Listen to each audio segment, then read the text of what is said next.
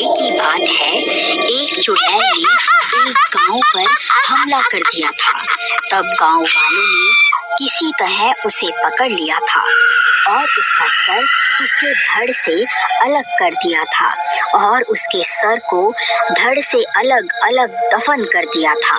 फिर कुछ सालों के बाद एक मजदूर जंगल में खुदाई कर रहा होता है। तभी खुदाई करते करते उसे कुछ बाल दिखाई देते हैं। अरे ये क्या है? ये बाल किसके हैं?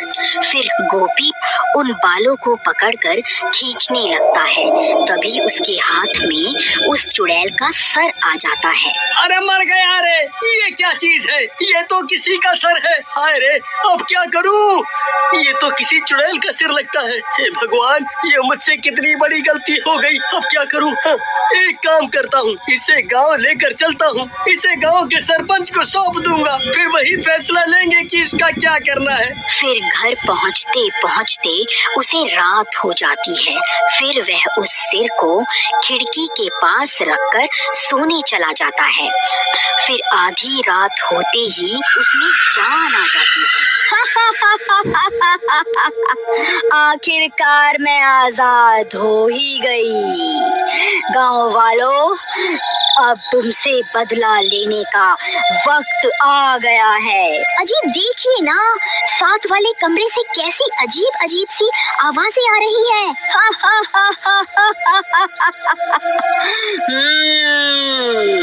अरे मर गए रे! कहीं उस सिर में जान तो नहीं आ गई? अजी आप किस सिर की बात कर रहे हो जी?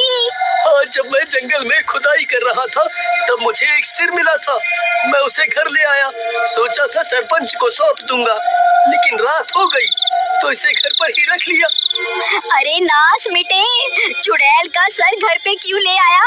हे भगवान, अब क्या होगा? तभी वह सिर उनके कमरे में आ जाता है। अच्छा, तो तू ही है जिसने मुझे आजाद करवाया है। हाँ जी चुड़ैल जी, मैंने ही आपको जमीन से बाहर निकाला था। कृपा करके हमें छोड़ दो। ठीक है, तेरी वजह से ही मैं आजाद हुई हूँ, इसलिए तुझे छोड़ रही हूँ। लेकिन उससे पहले तुझे मेरा एक काम करना होगा। तुझे वापस उसी जगह पर जाकर मेरा धड़ भी खोद कर निकालना होगा।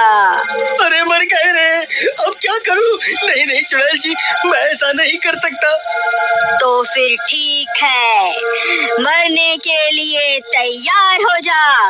मैं सबसे पहले तेरी पत्नी का सिर खाऊंगी, फिर इसके धड़ पर अपना सर जोड़ूंगी। अरे मर गई रे! नहीं नहीं चुड़ैल जी, कृपा करके रुक जाओ। अजी जल्दी जंगल जाओ और इस चुड़ैल का धड़ खोदकर इसे दे दो, नहीं तो ये मेरी जान ले लेगी। नहीं नहीं चुड़ैल जी, आप ऐसा मत करिए। मैं अभी आपके साथ चलता हूँ और आपको आपका धड़ ढूंढ कर देता हूँ।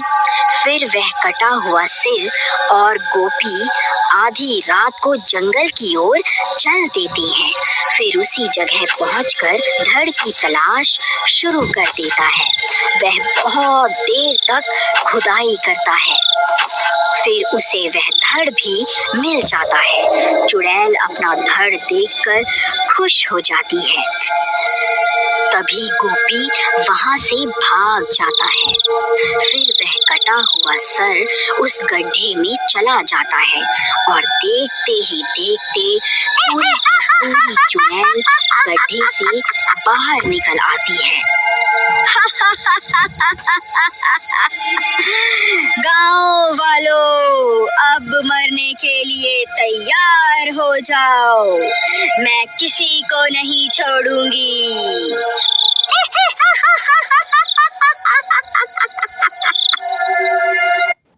फिर गोपी भागता भागता सीधा सरपंच के घर पहुंच जाता है।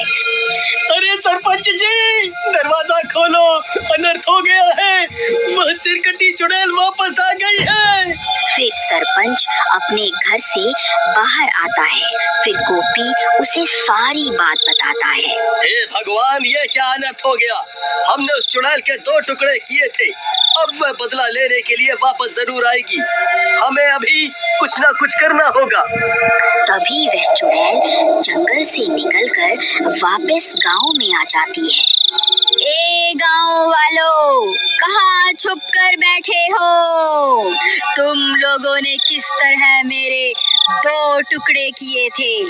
अब बदला लेने का समय आ गया है।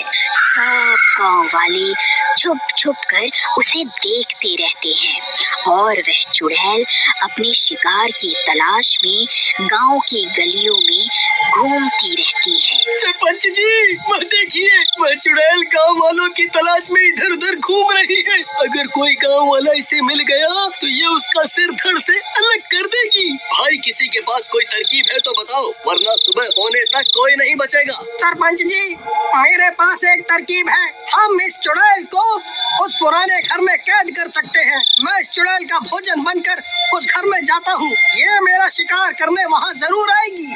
फिर इतना बोलकर भीमा भागकर उस घर के बाहर पहुंच जाता है और उस चुड़ैल को पुकारने लगता है। ए चुड़ैल, देख, तेरा काल यहाँ खड़ा है। मैंने ही तेरे 2 टुकड़े किए थे। इतनी जल्दी भूल गई क्या?